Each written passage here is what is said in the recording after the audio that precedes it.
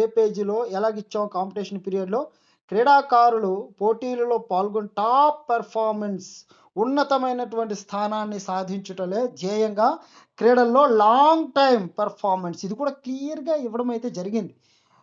ఎక్కడ మా మెటీరియల్లో అది క్లియర్గా మా వర్డ్స్ను పట్టుకొని ఇది బిట్ అయితే చేయడం అయితే జరిగిందండి. గమనిస్తున్నారండి.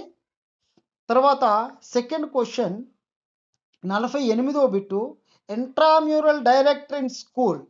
ఇక్కడ క్లియర్గా చాలామంది పెద్ద పెద్ద వందలు 1500 2000 మంది జనాభా ఉన్నటువంటి వ్యక్తుల్లో ఈ ఇంట్రామ్యూరల్ స్కూల్లో ఉండేటటువంటి బిట్ అనేది తప్పుడుగా ఇవ్వడం జరిగింది. ఇచ్చామని చెప్పి ఉన్నారు.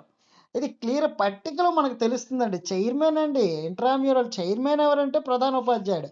బట్ డైరెక్టర్ ఎవరంటే సీనియర్ అండి, సీనియర్ ఫిజికల్ ఎడ్యుకేషన్. తొలి ఫిజికల్ లిటరసీ ఉండేది చూడండి, ఫిజికల్ లిటరసీ అని చెప్పేవాళ్ళు, ఇప్పుడు ఫిజికల్ ఎడ్యుకేషన్ అని వచ్చింది. సీనియర్ వ్యాయామ ఉపాధ్యాయుడు అండి డైరెక్టర్ అని అంటే. ఇక్కడ ఆ చిన్నపాటి క్వశ్చన్ కూడా అంటే తప్పు చెప్పారని అంటే ఫిజికల్ ఎడ్యుకేషన్లో ఎటువంటి అనుభవము లేనటువంటి వ్యక్తులే వాస్తవంగా చెప్పాలంటే. నెక్స్ట్ క్వశ్చన్కి వచ్చేటప్పటికి the aim of transaction period అండి. చూడండి, ట్రాన్సాక్షన్ పీరియడ్ అని క్లియర్గా ఇవ్వడం అయితే జరిగింది. ఏంటి? రికవరీ మరియు సాదా తీరడము అంటే ఏంటి? Provide recovery and relaxation. మా మెటీరియల్లో చూడండి పరివర్తన కాలము. చూడండి, పరివర్తన కాలము అనేటటువంటి పదమే డిఎస్సిలో వాడడం అయితే జరిగింది. ఇది క్లియర్ కట్గా ఖరాఖండిగా ఉన్నతమైనటువంటి పని. నాణ్యమైనటువంటి మెటీరియల్ ఏదైనా ఉందనంటే ఇది A to Z physical education. నాణ్యమైన మెటీరియల్ ఉన్నతమైనటువంటి పనే అంటారు దీనినే.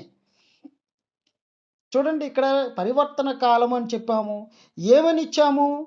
తక్కువ శిక్షణ మరియు లో ట్రైనింగ్ వాల్యూమ్ మరియు తక్కువ శిక్షణ తీవ్రత, లో ట్రైనింగ్ ఇంటెన్సిటీ అనేది మనం ఇచ్చాము. ఇక్కడ ఆన్సరు ఎక్కడ అంటే ఇక్కడ చూడండి, ఇంటెన్సిటీ, లో ఇంటెన్సిటీ అనేటటువంటి విషయం అనేది మనకు క్లియర్గా తెలుస్తుంది. అక్కడ రికవరీ అండ్ రిలాక్సేషన్ క్లియర్గా పాయింట్లో మెన్షన్ చేయడం అయితే జరిగింది. రికవరీ అండ్ రిలాక్సేషన్, ఇక్కడ కూడా ఆన్సర్ కూడా రికవరీ అండ్ రిలాక్సేషన్.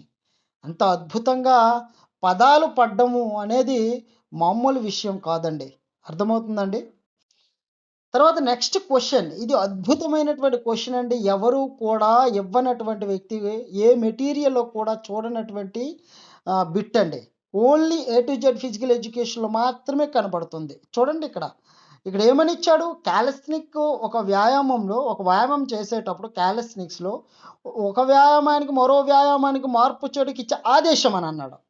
చూడండి, ఎంత అద్భుతమైనటువంటి, అంటే ప్రాక్టికల్గా చేస్తే కానీ బిట్ చేయలేము. ఆ ప్రాక్టికల్ నాలెడ్జ్ కూడా మా మెటీరియల్ ఎంత అద్భుతంగా పొందుపరిచామనేటటువంటి విషయం మీకు అర్థమవుతుంది. ఇక్కడ నెక్స్ట్ చేంజ్ అనేసి ఇవ్వడం జరిగింది. మేము ఎక్కడ ఇచ్చాం? హాల్ట్ అనేటటువంటి సైడ్ హెడ్డింగ్లో చేస్తున్న ఎక్సర్సైజ్లు ఎప్పుడు ఆపాలో తెలియజేయను అనేది హాల్ట్ అని ఇచ్చాం. ఆ తర్వాత నెక్స్ట్ చేంజ్ అంటే ఇప్పుడు చూడండి, చివరి 2 కౌంట్లకు బదులుగా 15, 16లకు బదులుగా నెక్స్ట్ చేంజ్ అనేవి వాడాలని క్లియర్గా మెన్షన్ అయితే చేయడం అయితే జరిగిందండి. అద్భుతం కదా, అద్భుతమైనటువంటి మెటీరియల్ కదా.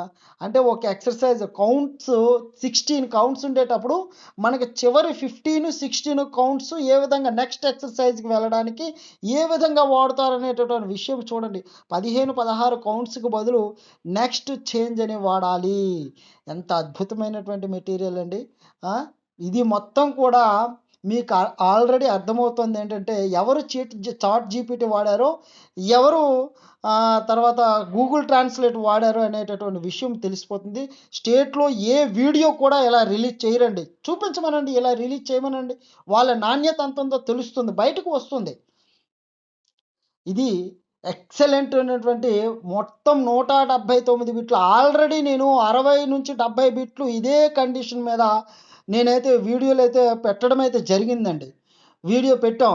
ఇప్పటికీ ఎవరైనా పెడతారేమో, తన కంటెంట్లు ఏ పడ్డాయో విద్యార్థులకు చూపిస్తారేమో అనుకున్న నా కొడుకు ఒక్కరు కూడా ఎవరు కూడా ఆ ప్రస్తావనే లేదు.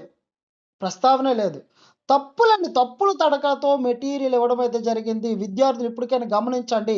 తప్పుడు మెటీరియల్ ఇచ్చిన వాళ్ళకి అడగండి. అడిగే రైట్స్ మీకున్నాయి. ఎందుకంటే మీరు వేలకు వేలు ఫీజు కట్టారు.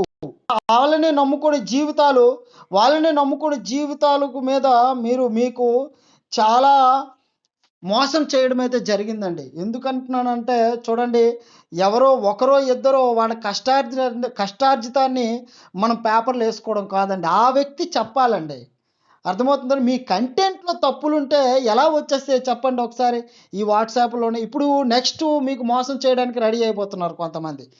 ఎంత అద్భుతంగా నా పదాలే పడతాయి. ఇదిగో 99 బిట్టు ఇదే